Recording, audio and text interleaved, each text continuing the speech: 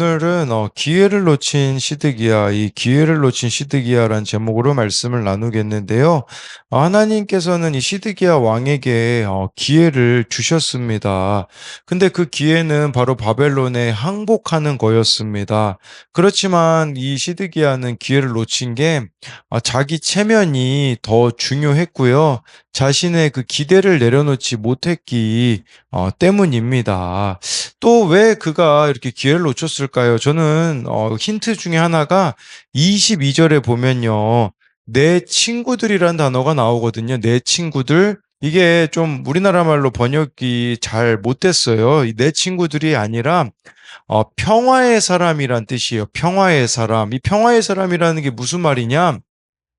쉽게 말하면요, 시드기야에게 좋은 이야기만 해주는 사람 있잖아요.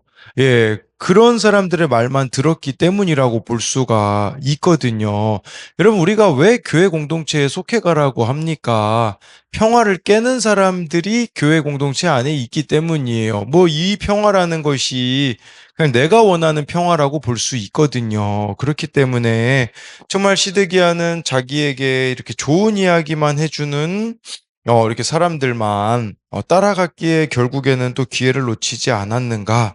이제 이런 것을 우리가 좀 생각해 볼 수 있겠죠. 그래서 두 가지로 살펴볼 텐데, 첫째로는요, 시드기야는 불순종으로 기회를 놓칩니다. 14절인데요. 시드기야 왕이 사람을 보내어 선지자 예레미야를 여호와의 성전 셋째 문으로 데려오게 하고, 왕이 예레미야에게 이르되 내가 내게 한 가지를 물으리니 한마디도 내게 숨기지 말라. 예, 이 14절에 보면요. 시드기야 왕은 예레미야를 이제는 성전으로 부릅니다. 그 전에는 왕궁으로 몰래 불렀거든요. 이제는 또 몰래 성전으로 부르고 있는 이런 시드기야의 모습이 나타나 있는 거죠. 왜 몰래 이렇게 불렀겠습니까? 예, 자신이 원하는 대답을 듣고 싶어 했기 때문입니다. 자신이 듣고 싶은 답을 혹시 하나님이 예레미야를 통해 해 주시지 않을까 싶은 것이죠. 우리도 이런 식으로 말씀을 들으려고 하지 않는가 보셔야 됩니다. 그것은 뭐냐면 계속해서 내가 원하는 답만 주시기를 원하는 거죠. 그러나 알아야 할 것은 하나님의 뜻은 바뀌지 않는다라는 겁니다. 문제는 우리의 뜻을 굽히지 않고 하나님이 우리 삶에 뭔가 큰 일을 행하기를 기대해서는 안 된다라는 것을 보여주는 거죠. 15, 16절인데요. 예레미야가 시드기야에게 이르되 내가 이 일을 왕에게 아시게 하여도 왕이 결코 나를 죽이지 아니하시리이까 가령 내가 왕을 권한다 할지라도 왕이 듣지 아니하시리이다. 시드기야 왕이 비밀이 예레미야에게 맹세하여 이르되 우리에게 이 영혼을 지으신 여호와께서 살아계심을 두고 맹세하노니 내가 너를 죽이지 아니하겠으며 내 생명을 찾는 그 사람들의 손에 넘기지도 아니하리라 하는지라. 네, 이렇게 자꾸 시드기야가 비밀리에 행하고 있는 모습을 우리는 보고 있죠. 그래서 16절에도 보니까 예, 비밀이 예레미야에게 맹세했다. 여러분, 이걸 아셔야 돼요. 영적 수준이 낮은 사람은요, 불편한 사람이라는 걸 아셔야 됩니다. 그러니까, 맘 놓고선 자신의 이야기를 못하는 거죠. 예, 이걸 아셔야 돼. 근데 영적으로 건강한 사람은 반대로 어떤 사람이겠습니까? 예, 자기 이야기를 맘 놓고 할 수 있는 사람이 아니겠습니까? 15절에 예레미야는 하나님 메시지를 전해도 듣지 않을 걸 이미 알고 있습니다. 어떻게 알 수 있을까요? 그 사람의 행동이나 태도를 보며 알 수 있기 때문입니다. 시드기야 왕은 마음이 급해서 계속 예레미야를 찾지만 그 어떤 변화도 보이지 않습니다. 예, 우리도 보면 신앙이 이렇게 제자리 걸음인 경우들이 있거든요. 이런 사람들의 특징 중에 하나가 말만 뻔지르하게 합니다. 16절에 시드기야가 말만 뻔지르하게 하죠. 그러면서 뭐라고까지 이야기합니까?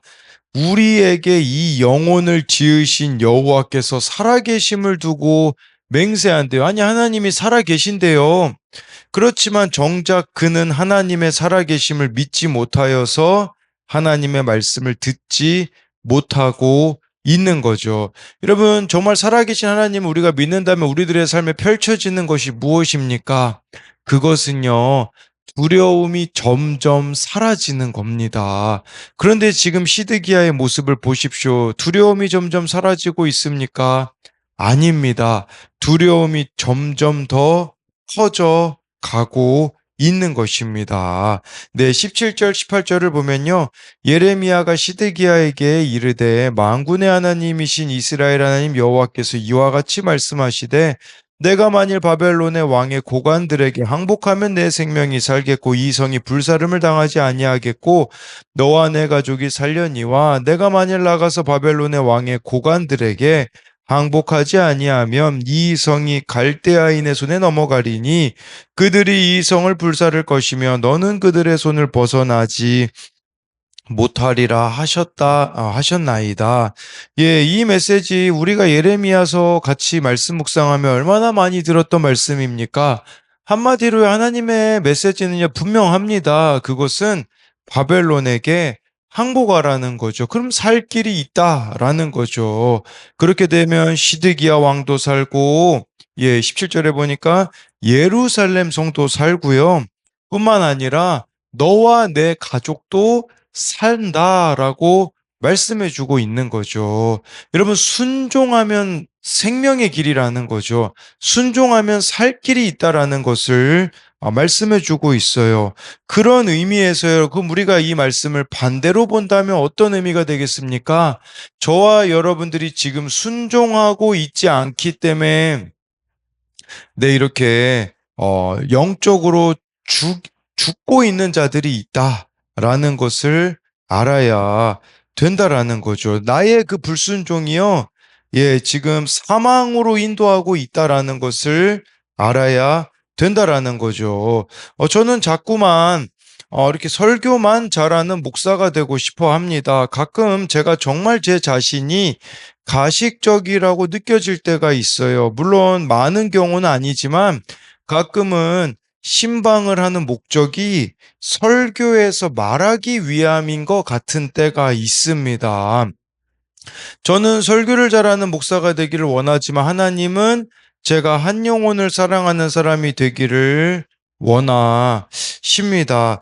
제가 예전에도 알고 있는 어떤 목사님이 있는데요. 이 목사님은 365일 신방을 하시더라고요.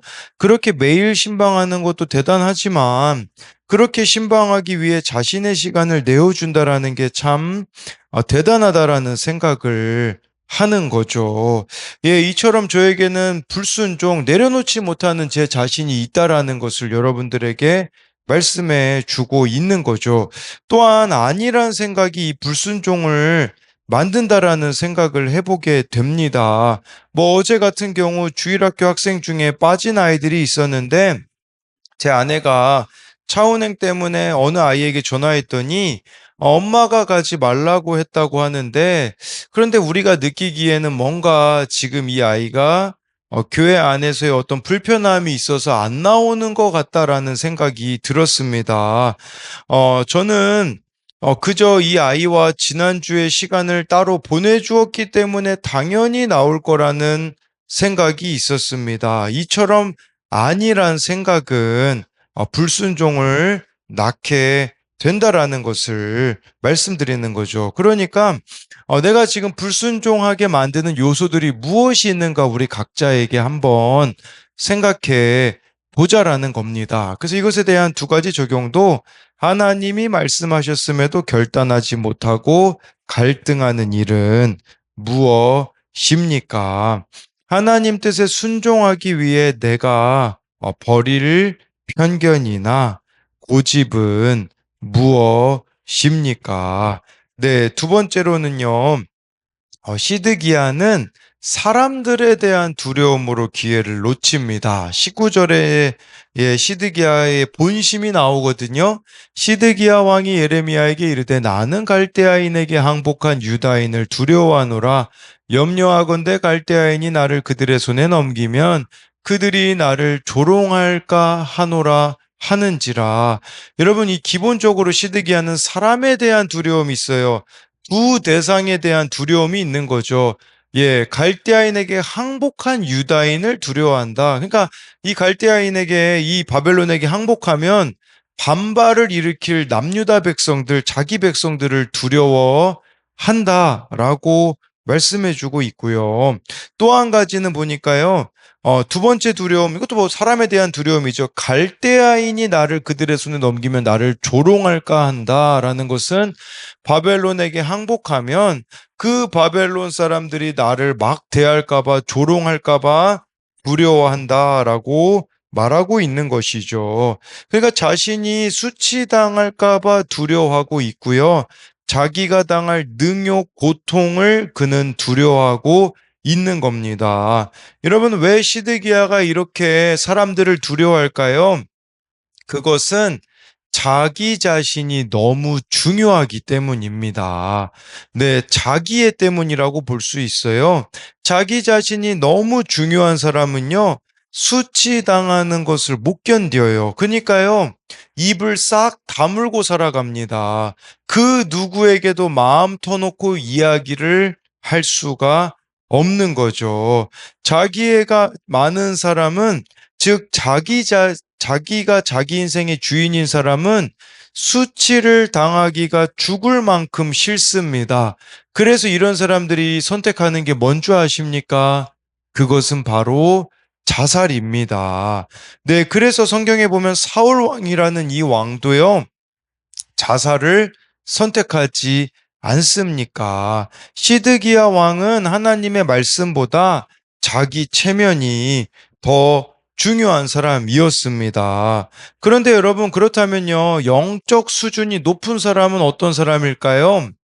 자기 체면을 내려놓는 사람이에요. 네, 사람들 앞에서의 자기 체면을 내려놓을 수 있는 사람이 되는 거죠. 어제 청소년부 설교 때 아이들하고 나눈 말씀이었는데, 마가복음 10장 46절에 보면 자기 체면을 내려놓은 사람이 나옵니다. 가지고 와봤는데요. 그들이 여리고에 이르렀더니 예수께서 제자들과 허다한 무리와 함께 여리고에서 나가실 때에 디메오의 아들인 맹인 거지 바디메오가 길가에 앉았다가, 여기 보니까 바디메오가 나와요. 근데 바디메오는 어디 살았냐면요, 여리고에 살고 있었습니다. 여러분, 여리고는 해수면보다 200m가 넘게 낮은 곳이었어요. 해수면보다 낮은 곳에는 사람은 살지 않습니다. 왜냐하면 여러분, 비가 많이 오게 되어지면 뭐 홍수, 그렇기 때문에 해수면보다 대부분 높은 곳에 살아야죠. 그러니까 그만큼 낮은 곳에 살았다라는 거죠. 그리고 이 사람 이름이 바디메오라고 생각하는데요. 여러분, 이름이 바디메오가 아니에요. 이 바라는 말은 아들이라는 뜻이거든요. 디메오의 아들이라는 뜻인데, 여러분, 이 디메오라는 이름의 아버지 이름이 디메오였는데요. 디메오라는 이름의 뜻은요, 더럽고 불결하다라는 뜻입니다. 여러분, 생각해 보세요. 이 사람을 사람들이 볼 때마다 더럽고 불결한 자의 아들, 이렇게 불렀을 거예요. 거기다가 맹인까지 되었습니다. 얼마나 최악입니까? 근데 예수님이 지나간다는 소식을 듣고서는 이 사람은요, 목청이 터지도록 다윗의 자손이여 나를 불쌍히 여기소서라고 외쳐 댑니다.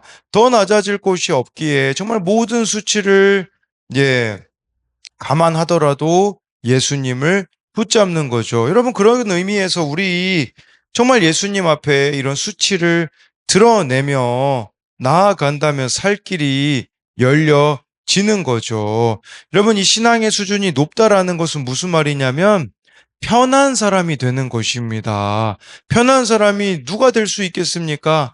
사람에 대한 두려움이 없는 자만이 편한 사람이 되는 게 아니겠습니까? 더 쉽게 말씀드리면 자기 체면을 차리지 않는 사람이 영적 수준이 높은 거라는 것을 아셔야 된다라는 겁니다.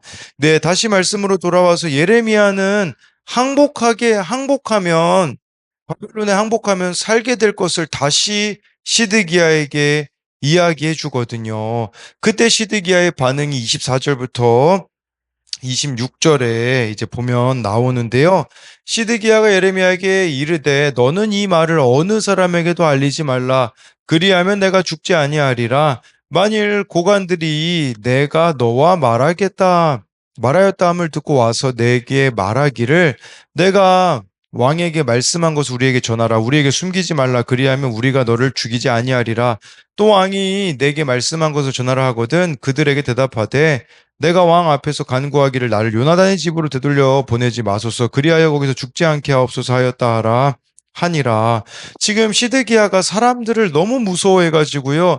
예레미야랑 1대1 만난 거 그거 이제 신하들이 물어볼 텐데 그때 뭐라고 말해야 되는지까지도 이 시드기야가 예레미야에게 다 전해주고 있어요. 야, 예레미야야, 지금 내가 물어본 거 절대 이야기하지 마.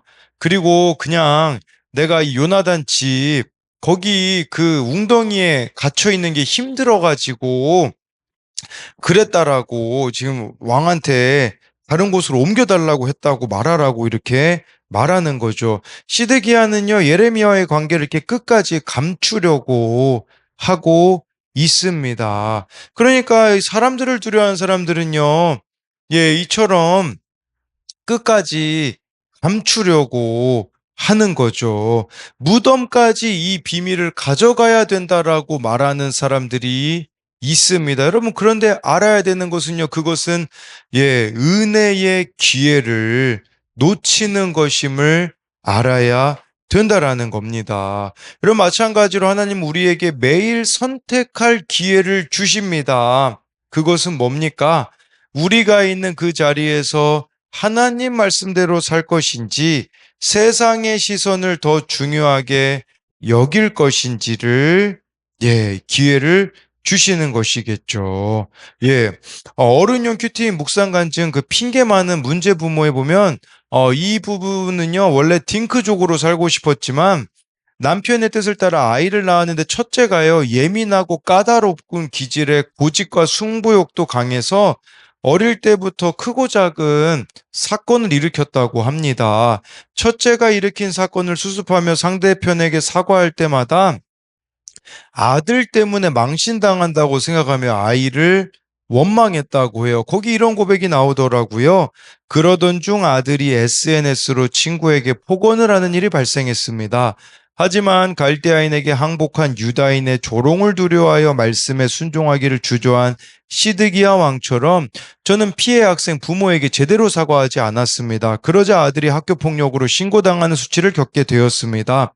그제야 저는 그동안 공동체의 권면을 골라 듣고 아들을 진심으로 사랑하지 않은 저의 죄를 회개했습니다. 현재 아들은 한창 사춘기를 통과하고 있습니다. 그럼에도 주일 성수를 하고 교회 수련회도 참석하며 자기 자신을 돌아보고 있습니다. 아들의 수고로 저희 부부는 교회 공동체에 깊이 속하게 되었고 저는 소그룹 리더로 세워졌습니다. 그 마지막 부분에 이런 고백이 나오더라고요. 자녀 고난이 없었다면 저는 인생의 목적을 행복에 두고 무늬만 신자로 살았을 것입니다.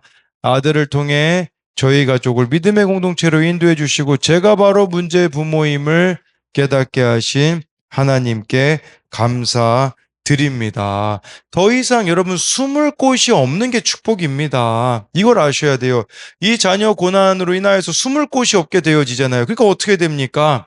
하나님께 더 나아가게 되어지는 거죠. 여러분들의 능력이 너무 뛰어나서 숨을 곳들이 많잖아요. 그러면 그냥 시드기야처럼 살다가 죽는 겁니다. 숨기고 숨기고 숨기고 또 숨기고 그게 여러분 지옥을 사는 게 아니겠습니까? 숨길 곳이 없는 그게 축복이라는 것을 알아야 되는 거죠. 그것에 대한 적용은요. 하나님 말씀대로 하고 싶은데 다른 사람들이 두려워서 못한 적이 있습니까? 오늘 내가 주님이 맡기신 자리에서 주의 말씀을 드러내고자 적용할 일은 무엇입니까? 네, 기도하고 마치겠습니다. 살아계신 하나님, 오늘 말씀에 정말 시드기야가 불순종함으로 회개의 기회를 놓칩니다. 뿐만 아니라 사람들의 시선이 그에게는 너무나 중요했기 때문에 기회를 놓쳐버리는 이 모습이 있습니다. 하나님, 우리도 체면 때문에 다른 사람들이 나를 어떻게 생각할까 봐 하는 그 두려움 때문에 회개의 기회를 놓치는 자가 되지 않게 하여 주옵소서. 정말 회개함으로써 나도 살고 나의 가족도 살아가는 그런 우리들의 인생이 되게 하여 주실 것을 믿으며 살아계신 예수님 이름으로 기도드립니다. 아멘.